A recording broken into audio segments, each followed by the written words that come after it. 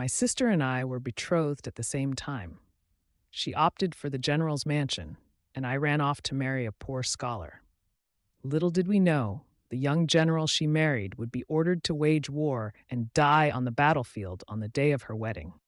Meanwhile, the poor scholar I married became a top-scoring scholar, promising a bright future.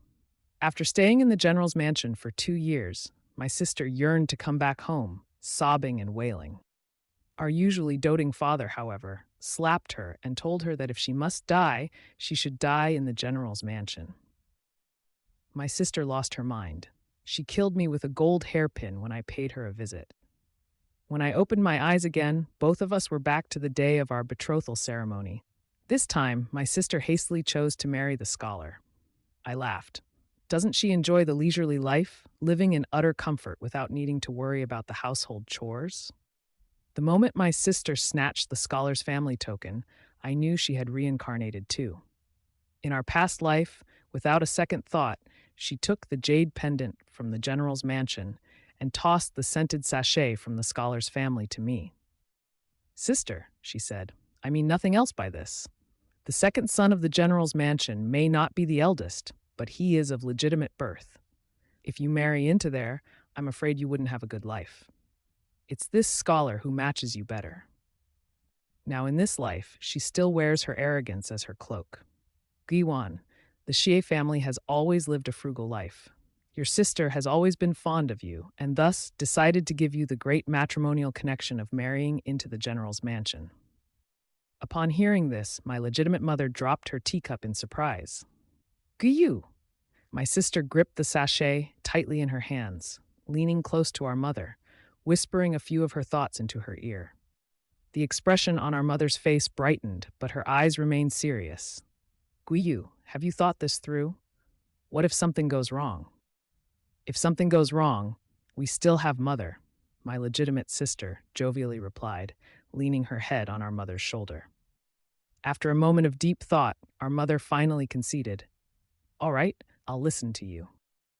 And just like that, the marital affair between my legitimate sister and I was finalized. When it came to preparing the dowry, our mother used the wealth of the general's mansion and the frugality of the Shi family as a reason to reduce my already modest dowry, transferring a portion to my legitimate sister. I didn't mind. Because they were right, the general's mansion was affluent, while the Shi family. I just wasn't sure if my legitimate sister's elaborate wedding procession could satiate the desires of the Shi family. In my previous life, it was the same. My birth mother placed 2 family heirlooms in front of my elder sister and me, allowing us to choose. But I knew I didn't really have a choice. My sister took the jade pendant and tossed the sachet to me. She was married off to the general's mansion in extravagant decorations and celebrations spanning 10 li, while I was carried in a small sedan to marry Shi Yan.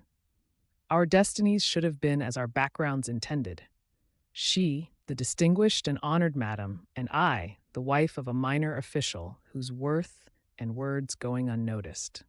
Yet, who could have known that on the day my sister entered the general's mansion, Huo Yao received an urgent military order from his father and brothers to march off to war, leaving all the males in the family to die on the battlefield. Just 3 months after her wedding, my sister became a widow. She wailed and sought death daily, longing to return to the netherworlds. Our birth mother pitied her, coaxing her that as long as she mourned for Huo Yao for 3 years, she would find a way for her to return home. But even I knew this was impossible. The noble sacrifices of the entire Huo family. If our father dare let my sister return home, would he not be pointed out and criticized by his peers? Not to mention, my elder brother just started his official career in the court last year, a vital time for him. No matter how much he loved my sister, it could never outweigh his own son's interests. Reluctantly, my sister remained in the general's mansion for another 2 years, during which she tried to take her own life countless times. In the very last instance, the old lady of the general's mansion invited our parents over and pointed at my sister, saying, "Take Yu Gui back with you. Why let her waste her prime years here?" My father, horrified, knelt to beg for forgiveness, for the old lady was not only the general's wife, but also the aunt of the present emperor and the grand princess Jiaohua. Back home, my father gave my older sister a hard slap on the face and said menacingly, Jengyu, if you must die, die in the general's mansion. My older sister resented it, especially after hearing from my father that my husband, Xie Yan, had been appointed as a doctoral scholar. Her future was boundless. She wanted to see me. My stepmother personally came to invite me to comfort her, so I had no choice but to go. As soon as I entered the general's house, I met the old lady who held my hand and sighed, Please persuade your sister. I want to let her go home, but your father. The old lady patted my hand and used a euphemism. He is overly cautious. Walking towards my sister's courtyard, I thought of the high-ranking, kind, and generous old lady. What could it have been that dissatisfied her? If the elders of the Shea family were so agreeable, I would wake up laughing even in my dreams. Yet, day by day, she recalled the day we had selected our betrothed together. She had grown demented. She was the legitimate daughter, whereas I was not. It should have been her to be treated with great honor and be graced with imperial edict. In her resentment, she killed me with a golden hairpin and then took her own life. When she found herself reborn, she eagerly snatched the Shea family's proposal meant for me. Now, no need for dreams. The leisurely days of honor are all mine. September 3rd, that was the day the two young ladies of the Zheng family were to wed. This auspicious day was originally chosen by my legitimate mother for my elder biological sister. But in order for me to marry General Huoyao before his expedition, my sister persuaded mother to agree to let us have our weddings on the same day. I was painstakingly carried into the general's mansion.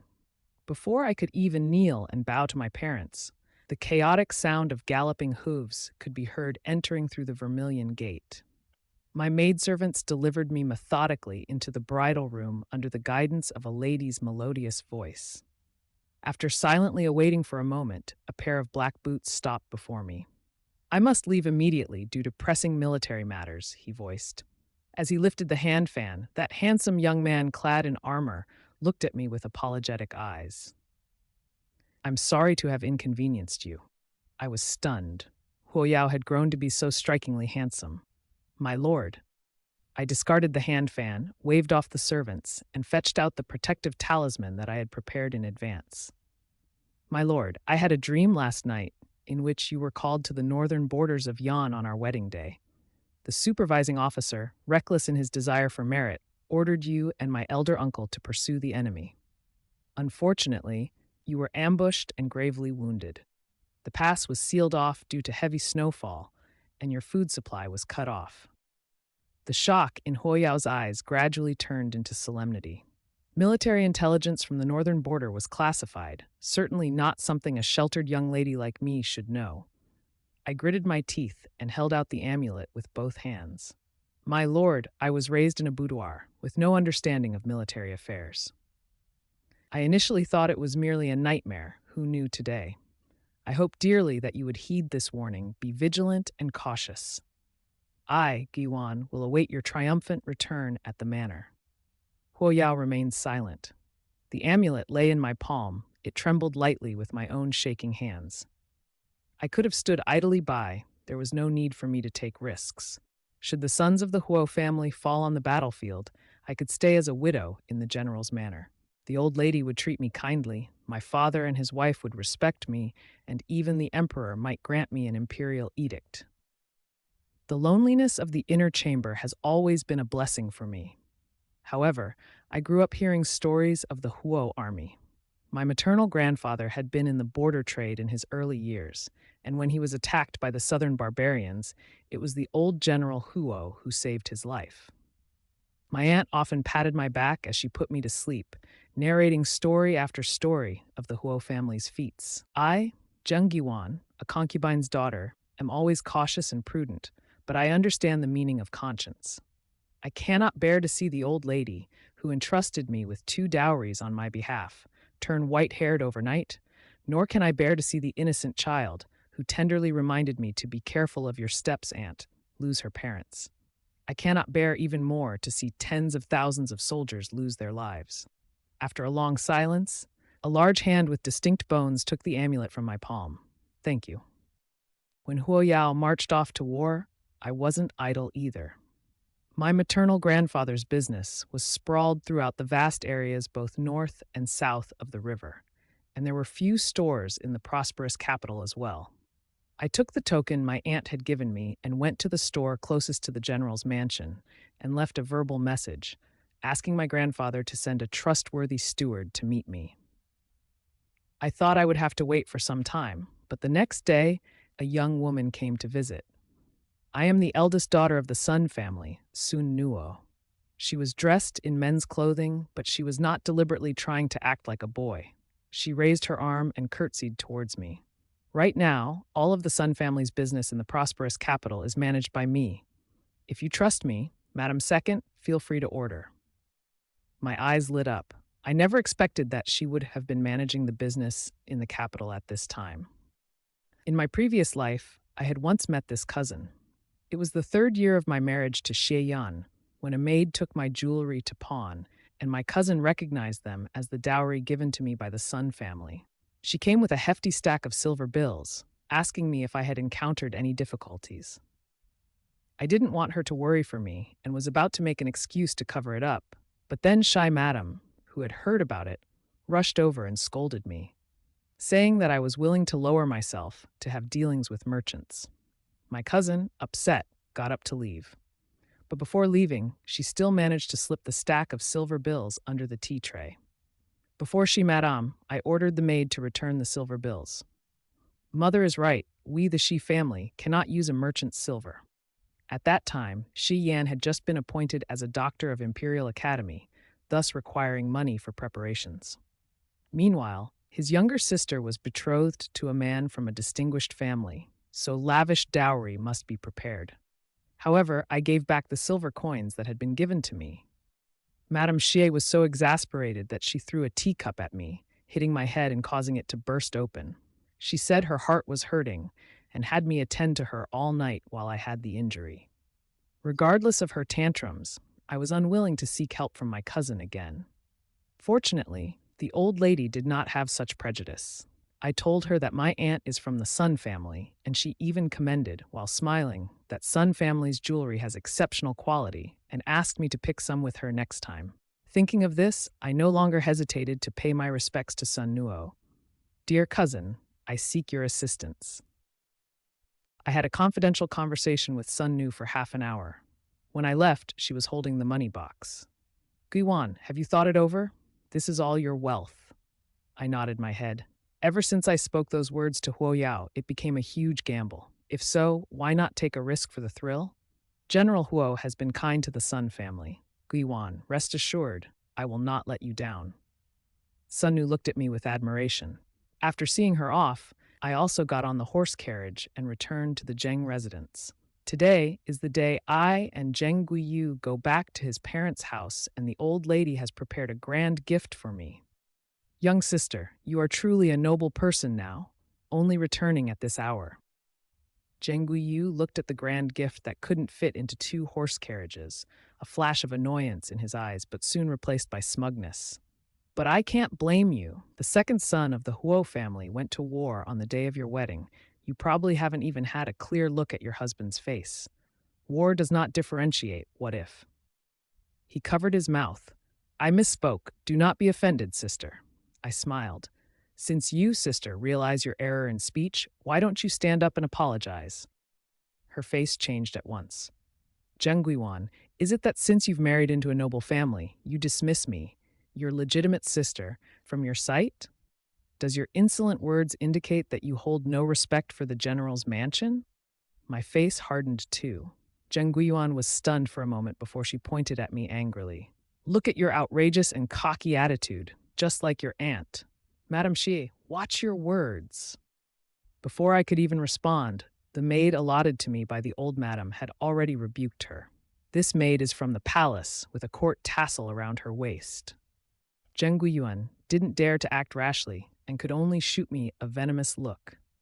We sat silently and had a cup of tea before father, accompanied by Xie Yan, walked into the flower hall. Just one glance at my father's expression, I knew that Xie Yan, like in my past life, had managed to please my father immensely. How could such a celebrated scholar be just a pretty flower vase? Zheng Guiyuan once again started flaunting herself. She pretended to be amicably sisterly, sat next to me, and whispered in a voice only the two of us could hear. Little sister, your brother-in-law is not only handsome and intelligent, but also treats me with great respect. On our wedding night, he pledged to me that he would never take a concubine in this lifetime. I nodded. I believed this. After all, Xian told me the same in his previous life. And until the day I died, he never broke his word. It's just, I cast a glance at Zheng Guiyu and decided not to reveal the secret to her in advance. After all, it's her choice this time, isn't it? Zheng Guiyu was not satisfied with my reaction. Yet, with my father and Shi Yan already seated, anything she said could easily be overheard. She could only begrudgingly shut her mouth. Since my aunt's death, I had no attachments left in the Zheng family. After finishing my lunch, I excused myself to leave. Neither my father nor my stepmother had any intention of stopping me. They just instructed the housekeeper to see me out. Not far from the gate, there was a blue cloth carriage parked. I took a longer glance, and just at that moment, a gust of wind blew up the carriage curtain, revealing Fu Fenheleng inside, staring longingly at the Zheng house. How interesting. I smiled, then turned to board the carriage belonging to the general's mansion. For the next 2 months, besides meeting with Sun Nuo for discussions, I spent my time accompanying the old lady in the general's mansion. I actively sought the old lady to teach me about managing affairs. My stepmother had never intended me to marry into a powerful and wealthy family, so she only taught me basic lady and wife virtues, but never about managing a household. In my previous life, when I married into the Shi family, Madame Shi herself came from a humble background, so she couldn't teach me much either. The old lady was very happy with my request. Good, although you are not the main wife, having more skills is a good thing for your future. She put me and Huo Yao's sister, Huo Yufang, together for lessons. We learned about managing a household, accounting, social interactions, and how to win the hearts of others. Huo Yufang was at her wit's end, while I cherished this opportunity. Not only did I learn, but I also asked a lot of questions. The old lady didn't have much energy, so my elder sister-in-law invited me to accompany her in her management tasks. Huo Yufang was greatly impressed. After a couple of interactions, we became familiar with each other. In her free time, she offered to teach me horse riding. I was happy to learn something new, but I didn't expect that I would be naturally gifted at horse riding. She taught me for 3 days, and already I could gallop the horse on my own, making Huo Yao's fiery horse seem docile under my control. Huo Yufang cheerfully said, "Second sister-in-law, you and the second brother are a match made in heaven. Even his horse likes you." After teasing me, she asked, "Have you read the letter second brother wrote you?" I shook my head. I didn't receive any letter. How could that be? Huo Yufang got anxious, halted the reins, and led me back home. In the letter the second brother sent to me, he repeatedly urged me to take good care of you. How could he not write you a letter? It must be because you were out this morning and haven't seen it. I was pushed into the bedroom by Huo Yufang, and I really saw an unopened letter on the table. "My wife, I come home late, please open it." Huo Yufang mischievously read the message on the envelope. He exaggeratedly shrugged his shoulders and pushed the letter into my hand. "Second brother is too mushy. Take your time reading it, second sister-in-law." After speaking, she thoughtfully closed the door for me. I hesitated for a moment before opening the letter. To my surprise, there was only one sentence on the paper. "Mengqing, I wish your dream comes true." I took a deep breath and slowly exhaled. He was telling me my dream had come true. When the news of the besiegement of the Huo family army in Yanbei reached Shengjing, Zheng Guiyu immediately came to visit under the banner of comforting me. But she was informed by the maidservant that I was overwhelmed by grief and too ill to rise. She hypocritically shed a few tears in front of the old lady. After learning that I really couldn't see guests, she left both regretful and schadenfreude. Huo Yufang wrote in the pigeon message to me, "Second sister-in-law, I can't believe you two are real sisters. There are such villains in the world. I, Huo Yufang, have truly broadened my horizons." I didn't have pen and paper to reply to her. I just folded her letter paper and tied it back to the pigeon's leg. This was our agreed way of sending a sign of safety.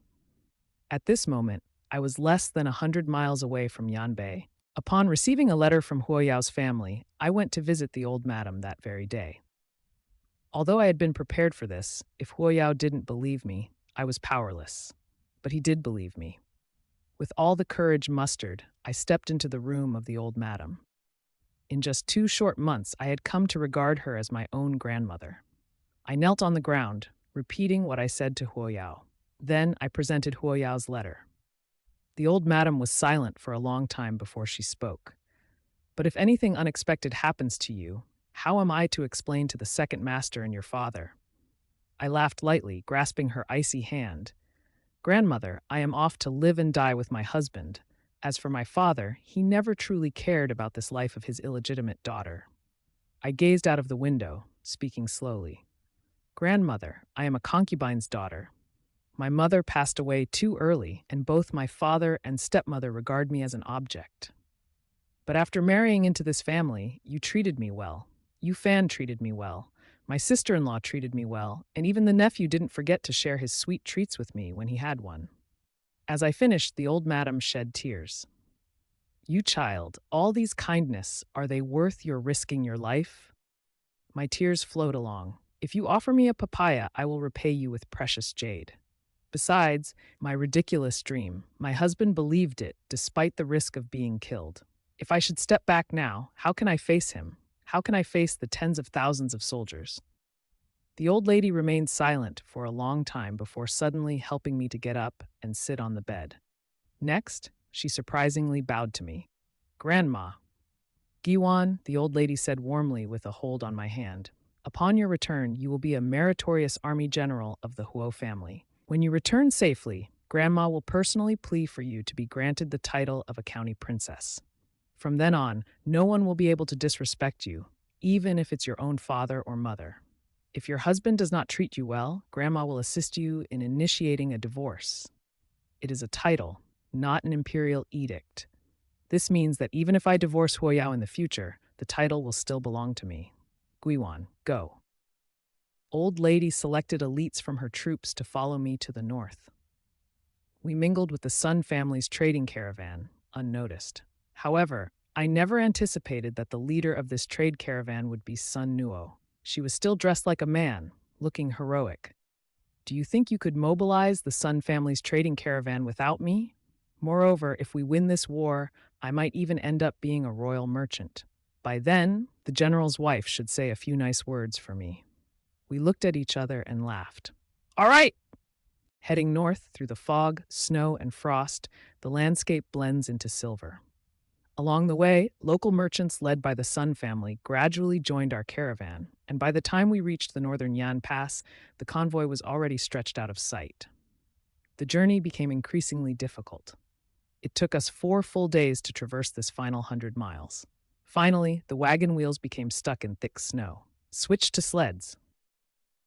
The guards from the general's mansion and the merchant's caravan jointly conveyed my command. The carriages we brought from Shengjing were engineered for such conditions, with their underbodies designed to be detached and turned into sleds for travel over snow. The guards hitched the sleds to the horses. The sleds, however, were far less spacious and numerous than the carriages. In order to transport all the food and fodder, we would need to make 7 or 8 trips. But for this final stretch of journey, this was the only, though laborious, way to transport all food and fodder bit by bit. Huoyao's spirited horse was also brought out. It seemed anxious ever since we entered the snowy fields. I kept stroking its mane, whispering words of comfort. Sun Nuo walked up to me, offering a piece of deer cake. You should eat something. I thanked him and reached out to accept it, when suddenly a shadow lunged towards me. Fortunately, the Huo family guards were on high alert and immediately drew their swords to strike. The man whose hand had been severed lay on the ground, howling in agony. It was then that I realized he was a gaunt refugee. The chilly wind blew, carrying with it the sound of whimpering. Turning my gaze, I spotted a group of emaciated men and women hidden within the bare shrubbery. Sun Nuo sighed and said to me, "The situation in the city is probably no better." I asked the captain of my guard, Do we have any surplus food? He tried to persuade me. We do, but even if you give them food, they won't survive this winter. Moreover, refugees are hard to control if they harm you. I shook my head to interrupt him. There are only a dozen or so of them, given their previous warning. They wouldn't dare to stir up trouble. Distribute some food to them. Living an extra day is still a day. Unable to persuade me, the captain of the guard could only throw the food over to them. Once the 30 sleds were loaded, I mounted Huoyao's horse. Sun Nuo stayed behind with the remaining troops to camp, waiting for the empty sleds to be brought back. This was the result of my discussion with Sun Nuo and the reason for my journey. The father and son of the Huo family have gone to war, taking their personal troops with them, and the guards left behind in the manor weren't familiar faces to them. At this time, only the Huo family members were able to approach the guarded city. The elderly grandma was too old. My sister-in-law had an infant in her arms to care for, and Yufeng had yet to get married. I, the new bride, was unexpectedly the only choice. We walked for another hour for the final stretch of the road. The scenery was vast and seemingly endless. Despite being dressed in the finest fox fur and warmest sheepskin boots, I was still shivering in the bone-chilling wind. The tender skin had long been chapped by the cold gales, and the delicate fingers had grown red and swollen due to frostbite. Arms, calves, painful throbs pierced through now and then. I laid on the horseback, repeatedly reminding myself, the clan, Zhengguiwan, this is the last leg of your journey. From now on, no one will have the power to manipulate your life. You are despised and degraded simply because of your aunt being a merchant, because you are an illegitimate child. The world imposed layers of shackles on me. I am determined to break them all. This belief gives strength to my otherwise feeble body. In the blizzard, I advanced step by step. Second, madam, the guard captain was both shocked and elated. We've arrived. I pulled back my hood and looked up. The dense, brooding clouds hung low, and the towering city walls stood tall and aloof, akin to a dark dragon lying horizontally.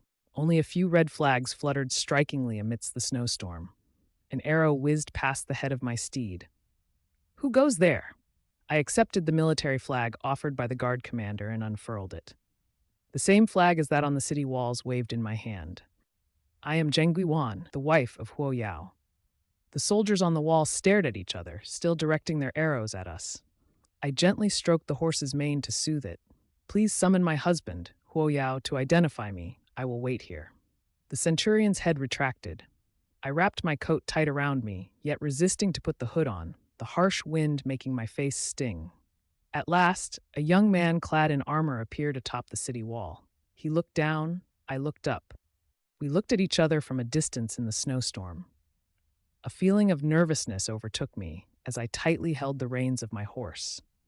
Just as I wondered if the man atop the wall was my seldom-seen husband, I worried if he would recognize the person standing outside the city gate as me. Driving me away is a minor issue. Killing me is major. Open the city gates! I heaved a sigh of relief, only to realize that my sheepskin gloves had been worn out, and a string of blood was oozing from the palm of my hand, where the reins had left its brutal mark. Huo Yao took large strides to meet me under my horse. Why are you here? He took the reins of my horse, staring at my pale face. Are you all right? I nodded.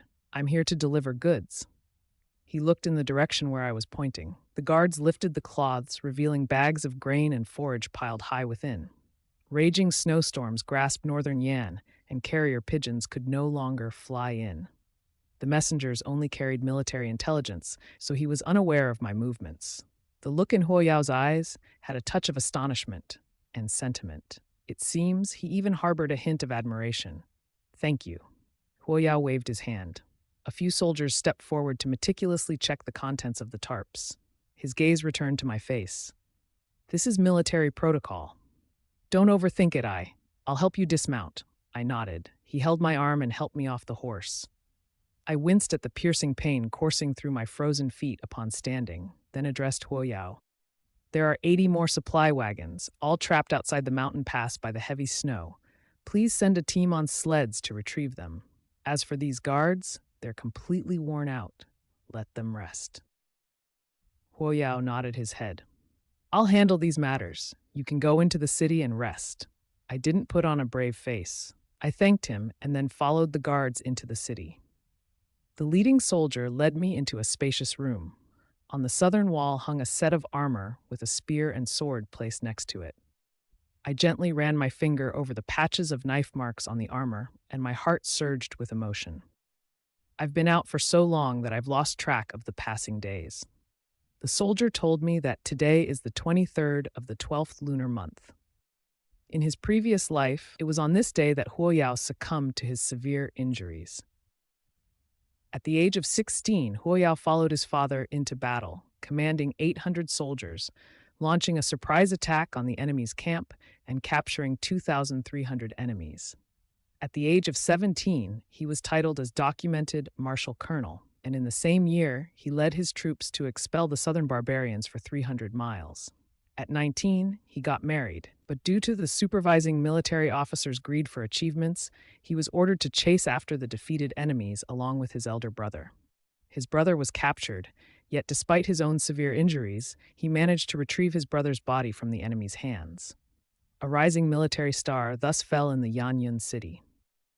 Having lost 2 sons, the elderly General Huo became white-haired overnight, yet he still persisted in his post unwaveringly. There was no food, no reinforcements. All they had was uncooled fervor and the citizens of the 13 cities to the north of Yan behind them. In the end, the Huo family's army held their ground in Yanyun. The price they paid was the loss of over half of their horses and soldiers, the death of the chief commander, empty homes in 9 of every 10 households in Yanyun City, and countless cases of parents burying their children. But today, this nightmare is to remain just that, a nightmare. I lay down in the recliner, peacefully falling asleep. As Huo Yao laid me down on the bed, I woke up. There was a new charcoal basin in the room, emitting warmth. I grabbed Huo Yao's arm and said, "My lord, you're awake." Huo Yao removed his armor, only wearing a single inner garment. The stern aura faded a little. He gave a slight smile, showing a touch of boyish spirit. "Are you hungry? I brought you some salted meat." He carefully unwrapped a paper package. This I had to snatch from my father's mouth. With the current food shortage, having meat is not easy. Hearing this, I became a bit nervous. Was the food I brought not enough? I have no idea how much food you all need, and I dare not ask my grandmother. So I had my cousin use my money to get a sleigh made, and the rest was all exchanged for food. Huo Yao's gaze flickered. He sat down by the bed, gathering my hands in his. It's not enough to sustain us through the battle, but enough to wait for the capital to send us supplies. I breathed a sigh of relief. That's good. At this point, I noticed that we were quite close to each other. Our breath intertwined, which was exceptionally hot in the cold winter. Huo Yao looked at me intently for a while, until my cheeks blushed. He then sighed in disappointment and murmured, "Not now." "My lord," I asked. I hadn't heard him clearly. "Guiwan, take a few days, rest, and then you are to return to the capital with the merchant caravan," he answered. He fetched a medicinal ointment from the small drawer by the bedside and spread open my palm. Carefully, he smeared the ointment over the bloody markings. I nodded. I was thinking the same thing. I'm of no help here, and I'm only a distraction to you. "That's settled then," he said. After putting away the ointment, he tucked me into the bedding. "We are close to the northern barbarians' camp here. They often raid at night, but don't worry, I am here." Holding my hand, he patted my back soothingly, like one would a child. "Go back to sleep." The toil of many days and nights of traveling had already exhausted me to my limits. I wanted to talk more about family affairs with Huo Yao, but the instant my head hit the pillow, I could no longer keep my eyes open. I felt someone pushing aside the hair on my temples, sighing. "You've lost weight." We did not stay long in the city of Yanyun. After resting for a few days, as soon as the snow stopped, we set off on our journey home. Huo Yao escorted us out of the city. After walking a long distance, Sun Nuo looked back at him, holding his sword, and said to me, "Grandfather can rest easy now." I did not understand what she meant. She explained with a smile, "Grandfather always felt indebted to your mother. When our family fell on hard times, out of desperation, they had to send your aunt to your father as his concubine. It was not to associate with the rich and powerful. Later, when the family business finally flourished, your aunt had already succumbed to illness early. She pulled on the reins and continued. It may sound strange, but I owe my ability to manage the business in Shengjing to your grace. The family was originally reluctant to let a woman like me take charge of the city's trade guild. Yet, grandfather insisted and helped me rise to power. All he requested was that I look after you. As I recollected my past, it suddenly all fell into place. Today, as we left the city, even Captain Huo addressed me as your cousin, following your lead. I knew then he will surely respect and cherish you. Sun Nuo raised her riding whip. I'm off. I've been out for quite some time. I wonder how my business is doing. I arrived with a wagon full of cargo, but left a lot lighter. The further south I went, the easier the journey became. It took me a month to get there, but only 20 days to return to Shengjing. As soon as I returned to my mansion, a maid came to report that my legitimate sister had visited again. It seems she wouldn't let up until she saw me. I changed my clothes and went to the flower hall to meet her. Zhengguyu didn't look as radiant as when I saw her last time. I did the math. She should be uncomfortably anxious by now. Since their marriage 4 months ago, her handsome, talented, top-ranking scholar of a husband has been studying every night by lamplight and has never stepped a foot into her room. They have yet to consummate their marriage, but Zheng Guiyu would never pour out these grievances to me. As soon as I showed up, she became arrogantly cheerful again. She eyed the pale look on my face due to the fatigue of long-distance travel and, seemingly misunderstanding something, said smugly, Guiwan, I heard about what happened in Yanbei. You don't have to be too heartbroken. After all, we are sisters. When your brother-in-law becomes a high official, I will make sure he takes good care of you. Really? I sat down and poured myself some tea. Thanks a lot, sister. My retreat cleared the gloominess that Zheng Guiyu had been holding on to for days, and she continued. But you shouldn't expect father to take you back home. The Huo family is known for their loyalty. Even if you die, you can only die as a part of the Huo family. She shook her head and sighed. Poor you, so young, yet constrained to this garden. The Huo household is wealthy. I'm not short of food or clothing. There's nothing bad about being here. I slightly turned my head, showing off a hairpin I had purposely put on. As for sister, Xie family seems impoverished. The hairpin on your head, the bracelet on your arm, seems to be the same old jewelry. Do you not have money to buy new ones? The color drained from Zheng Guiyu's face. The dowry she brought was rich. Even with how she aided the Xie family, it wasn't possible for her to run out of silver to buy new jewelry just a few months after the marriage. But every time she went out shopping, her younger sister-in-law insisted on tagging along. Whatever jewelry she buys, her younger sister-in-law insists on purchasing the same. Not only that, she also insists on offering them as gifts to their mother-in-law. If she won't comply, the younger sister-in-law would run to complain to Xie Yan. Being an educated man who values his dignity, he refuses to use his wife's dowry and reprimands his younger sister in front of her. However, in the next moment, he would look at her with a gaze filled with disappointment and helplessness. In the following days, he would not set foot into her room, let alone grace her with his presence. Only when she personally bought jewelry to appease the mother-in-law would Xieyan deign to enter her room. Sometimes he would draw her eyebrows, at other times he would paint or write poetry for her. With just a few words, he was able to quiet her complaints. After going through this routine time and again, Zheng Guiyu simply decided not to buy jewelry anymore. Of course, she would never confide these matters to me. She just clenched her teeth and chuckled coldly.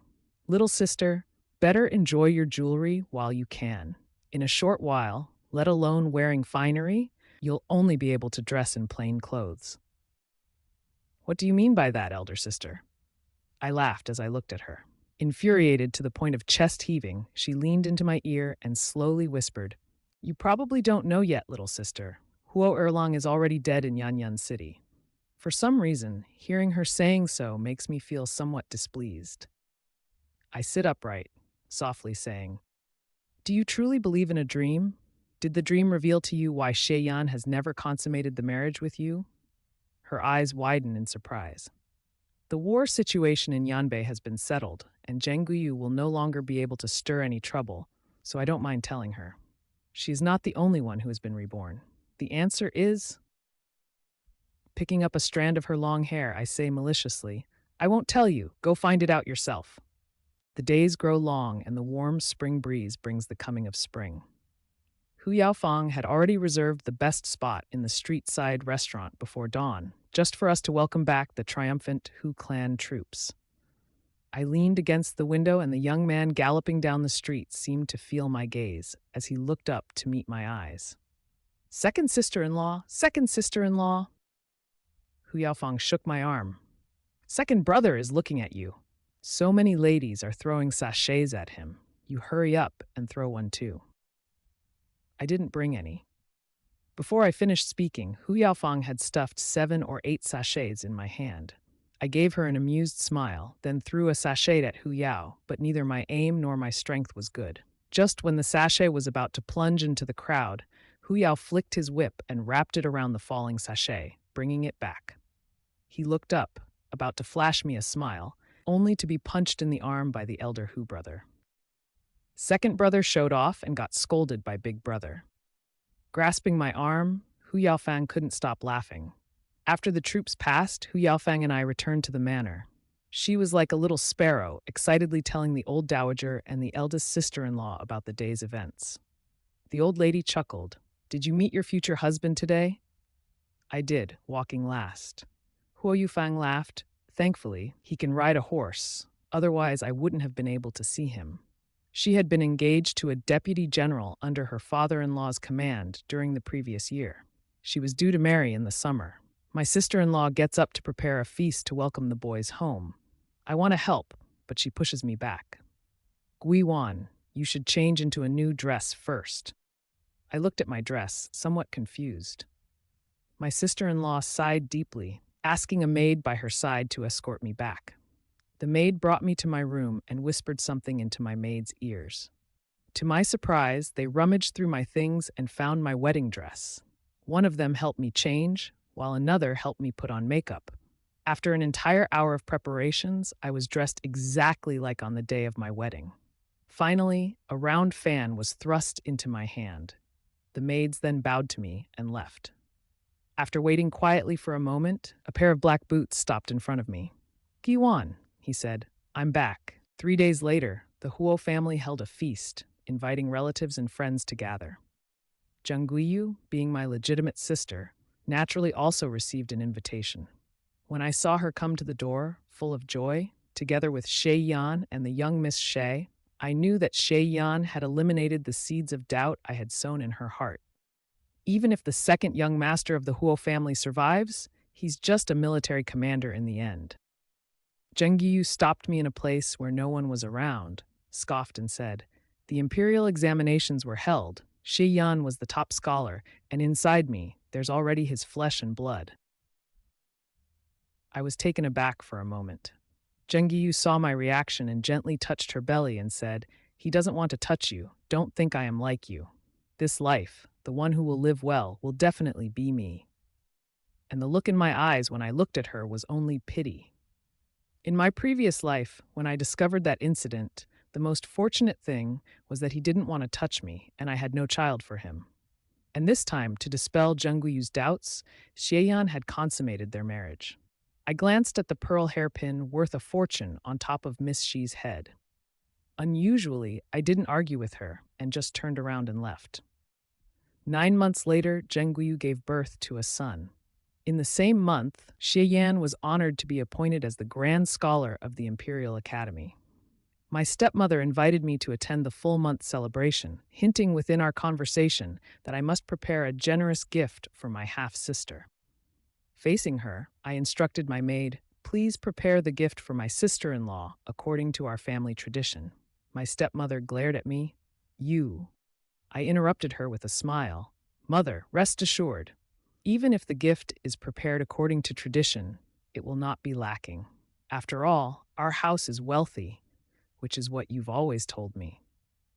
Frustrated, my stepmother was unable to find words to refute me. After all, when the emperor decided to reward us based on our merits, not only did he grant Sun Nuo the title of royal merchant, but he also bestowed upon me the title of county mistress. This was achieved through the personal efforts of my grandmother, who went to the palace to ask for this favor. While my stepmother could discipline her illegitimate daughter at will, she could no longer disrespect the county mistress. I didn't expect that man to make a scene at the full moon banquet, right in front of me and my legal mother. Zheng Guiyu was still holding our son, showing off to me. That Fu Fenhe Lang had already burst into the inner chamber, kneeling under the bed. The maids were in chaos. Zheng Guiyu shouted sternly, "Wang Chun, how dare you break into my bedroom? What do you want to do?" It was obvious that she had reached her limit with this cousin of hers, Xie Yan. In my previous life, I was also filled with resentment. It was okay for his mother and sister, but why should I have to also support Wang Chun, a mere cousin? In fact, Xie Yan spent more money on Wang Chun than he did on his own sister. Until that day when that disgraceful scene slapped me in the face, then I finally understood why. Promises like never accepting a concubine in this life, or those expressions of affection and respect for me, all were lies. "Cousin's wife, please grant me and cousin's wish." Wang Chun cried with tears streaming down, looking more fragile and sympathetic than Zheng Guiyu on the bed. "You already have a child. Cousin has already given you a child. Can you give him back to me?" Zheng Guiyu asked blankly, "What do you mean?" The legal mother reacted faster, slapping Wang Chun in the face directly. "Where does this lunatic come from? Servants, why isn't he dragged out?" "Cousin's sister-in-law! Cousin's sister-in-law!" "Stop!" Zheng Guiyu shouted sharply. "Stop! What are you talking about? What do you mean?" The legal mother quickly hugged her. "Guiyu, you can't lose your temper now. This man must be crazy. Your mother will get him kicked out." "Wang Chun." Zheng Guiyu turned a deaf ear. At this moment, she connected the cold weight of nearly 4 months after marriage, my suggestive words, and Xie Yan's tender care for Wang Chun in her mind. "Explain it clearly to me, Wang Chun." When Xie Yan hurried over, the inner room was already in a mess. Wang Chun was being held down by a few maids. Zheng Guiyu was desperately scratching at him. The legal mother, on the other hand, anxiously tried to hold Zheng Guiyu, to persuade her not to lose her temper anymore. I was the furthest away, having already retreated to the doorway. "Guiwan?" Huo Yao heard that there was an uproar in the inner room, and he also followed in with the identity of Shi family's in-law, protecting me behind him. "Are you okay? What's all this about?" Seeing me shake my head, he only then took a glance inside the room. Subsequently, he turned back in shock. "How does it look like a brawl to me?" I sighed and dragged him away. "You didn't see it wrong. This full moon party is probably off the table. Let's head back for now." After this incident, I thought that Zheng Guiyu would definitely divorce Xie Yan. After all, she's not like me. She is the legitimate wife. She has her biological brother and mother to support her back home. Even if she returned home, life wouldn't be difficult. However, just like in her previous life, her request faced a rejection from her father. Xie Yan has achieved the highest scores in 3 consecutive imperial exams and is now a doctoral scholar. His future is boundless. Her legitimate mother was truly concerned for her daughter, and she hesitated to say, "My lord, should we still let Guiyu divorce him? That Xie Yan like this?" Her father angrily said, "What do you know? Woman's mercy." The wife's family of the second prince intended to establish a marriage connection with the Xie family. Xie Yan has caught the eye of the second prince. If, even for the sake of our eldest son, we cannot divorce Xie Yan. When it came to her son, Zheng Guiyu's mother-in-law finally quieted down and attempted to persuade her instead. "My daughter, Xie Yan has already said, he will send Wang Chun far away. You have given birth to the Xie family's eldest heir, who can still shake your position?" Zheng Guiyu, trembling with anger, retorted, "Mother, Xie Yan, don't you find him despicable?" "Shut up!" Her father, much like in her previous life, slapped Zheng Guiyu across the face. "Even if you have to die, you'll die in the Xie household."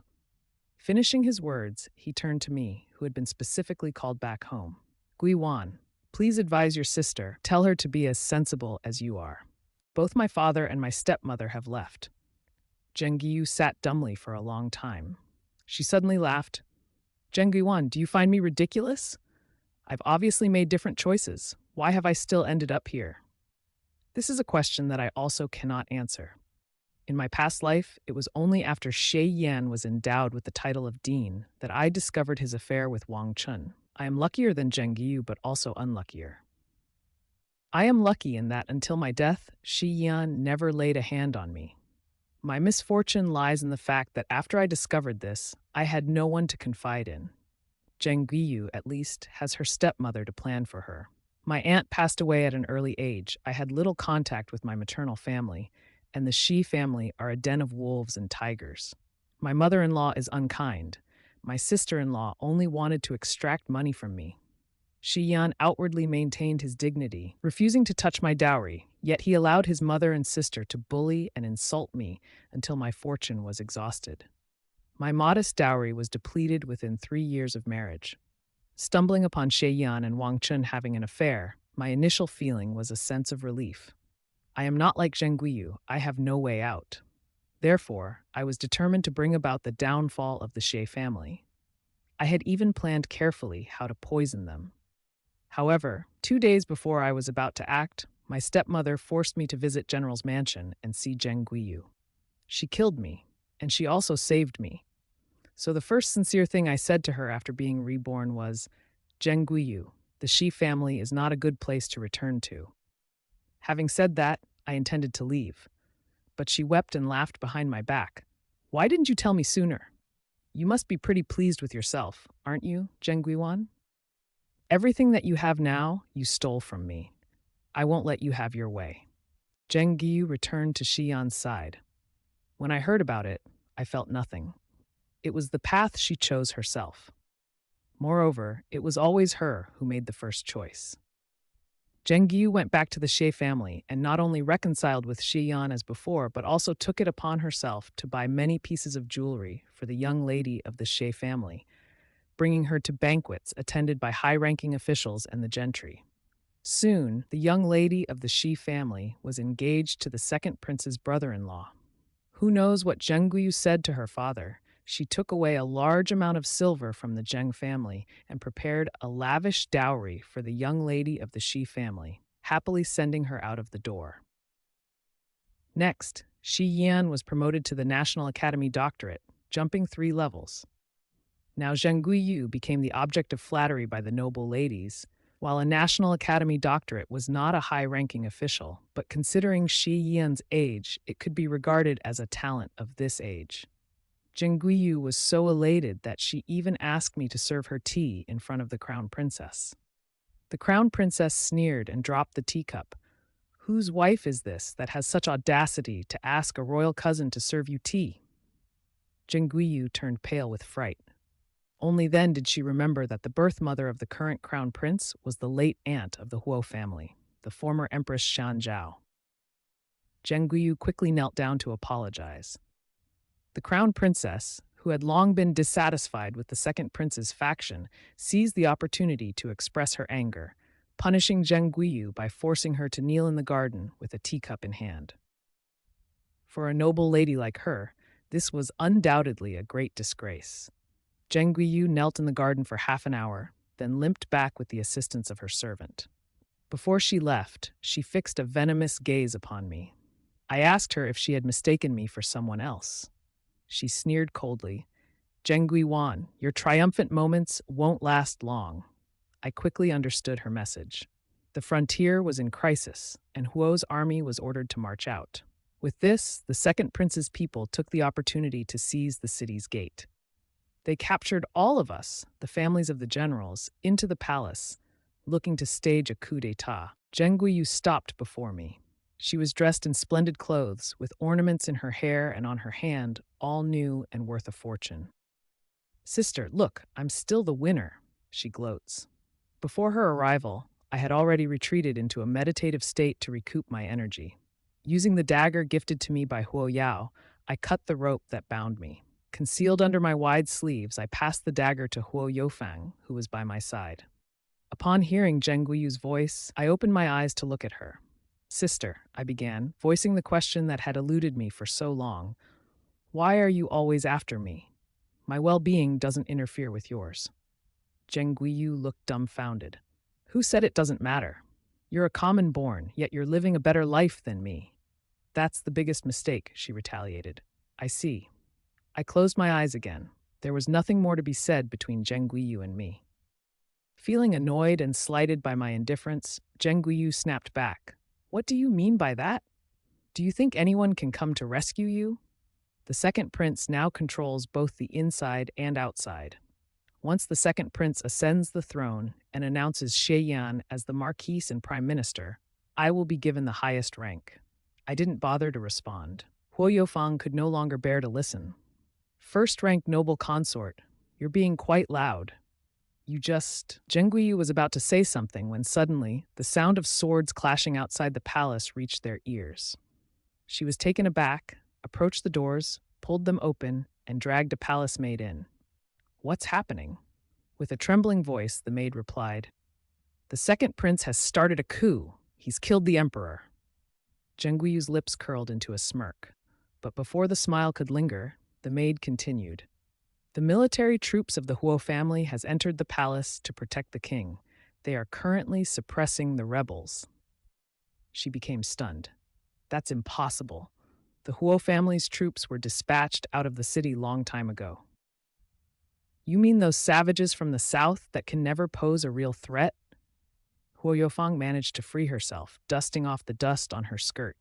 "My second elder brother was capable of decimating them all when he was only 17. Do you think they could stir up any trouble now?" Zheng Guiyu shook her head. "No, that's impossible. It's simply not possible."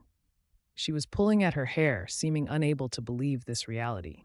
"I've lost to you twice across 2 lifetimes. I can't accept this. I can't accept this." I sat on the ground, silently watching her. "I want to choose again." Zheng Guiyu was murmuring and staggered towards me. Just as she approached me, she suddenly pulled out a short dagger, raising it high towards me. "I want to choose again. Next time I won't choose wrongly." I also raised my hand before her dagger fell. I nailed her hand to the column with a dagger. Zheng Guiyu shrieked out in pain. I spoke to her gently. "Sister, only after I married into the general's mansion did I realize there's so much to learn in this world. My aunt loves to remind me, more skills don't burden one's body. Therefore, I learned to manage households, riding, archery, and even a bit of swordsmanship from Hoyao. I'm still a novice, I have let you down." Accepting the handkerchief from Huo Yufang, I wiped the blood stains from my hand. Then, without turning my head, I walked away. I knew that this would be the last time I met Zheng Guiyu. Everything started because of her, but it will end by me. "Sister, this time it's my turn to choose." The crown prince ascended the throne, and all members of the second prince's faction were purged. Shi Yan was executed, and his family was exiled. On the day Zheng Guiyu was taken out of the capital, I didn't say goodbye. When my father came to me for shelter after being dismissed, I didn't see him either. Instead, when he repeatedly came to see me and I refused him, he angrily ranted right in front of the gates of my general's mansion. That's when I accidentally ran into him. Looking at the jade Buddha inside the carriage, I stopped Huo Yao, who was about to exit the carriage, and confront him.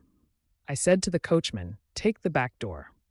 Huo Yao was gloomy and unhappy. "Guiwan, how can you let him ruin your reputation?" My father's being dismissed is because of his involvement in the case of the second prince. Seeing him is disloyalty. Not seeing him is unfilial. I can be faulted either way. It's better not to see him. Seeing that he was still somewhat upset, I laughed and hooked his little finger. "My husband is the renowned General Yun Hui, who dares to gossip about me?" Huo Yao's ears immediately turned red. "You're right. I'll work harder to get the emperor to promote you." "Great," I encouraged him with a grin. As soon as I got out of the carriage, I ran straight into Huo Yufang. After she greeted Huo Yao, she briskly started to chat with me about the recent happenings in the capital, leaving Huo Yao behind. "Why can't you take your wife away?" Huo Yao gritted his teeth, threatening his brother-in-law. The innocent brother-in-law responded, "General, after you." Guiyun Hall had already gathered quite a few people. As the wife of the clan head, my eldest sister-in-law was receiving guests at the front of the hall. My nephews and nieces came over with their newly drawn lotus flowers of the summer for me to see. Entering the main hall, Huo Yufang let go of me and allowed me and Huo Yao to present our birthday gifts.